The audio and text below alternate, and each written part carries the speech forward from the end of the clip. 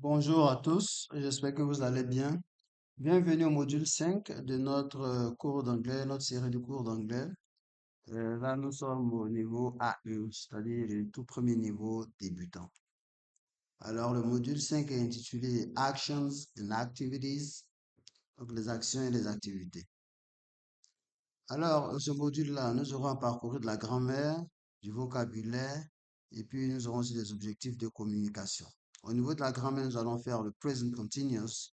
Nous allons faire parler de la forme négative, la forme affirmative, la forme interrogative.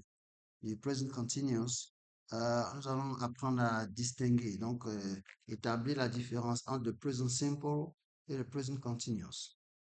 Nous allons voir les expressions qui marquent le temps telles que now, at the moment, currently. Ensuite, au niveau du vocabulaire, nous allons apprendre plus de 100 verbes d'action. Nous allons passer en revue les sports, les différents passe-temps qu'on pourrait avoir. Nous allons apprendre à décrire les activités qui sont en train d'être menées par nous. Donc, apprendre à parler d'une action qui est en train de se passer pendant que nous parlons. Et aussi, nous allons passer en revue les adverbes de manière et comment est-ce qu'on devrait les utiliser. OK. Donc, on continue. Action verbs, introduction. Alors, verbs that show what you do. Donc, on va parler des verbes d'action, comme je l'ai dit. Voyons-les rapidement. Physical actions, donc des actions physiques. Run, run. Donc, il veut bien évidemment dire courir. Jump, jump. Sauter, walk, walk. Courir, marcher, sorry. Dance, dance, danser. Swim, swim, nager. Play, play, jouer. Eat, eat, manger. Drink, drink, boire.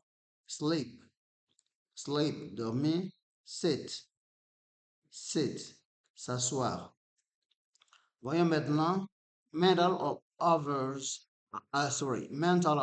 actions. Donc, on va voir maintenant les actions qui ont trait au mental ou du moins les autres actions. En fait, tout ce qui n'est pas physical actions, actions physiques. Alors, on a read, lire, write, écrire, study, étudier, think, penser, watch, regarder, listen, écouter, talk, parler, work, travailler, cook, cuisiner, clean, nettoyer. OK?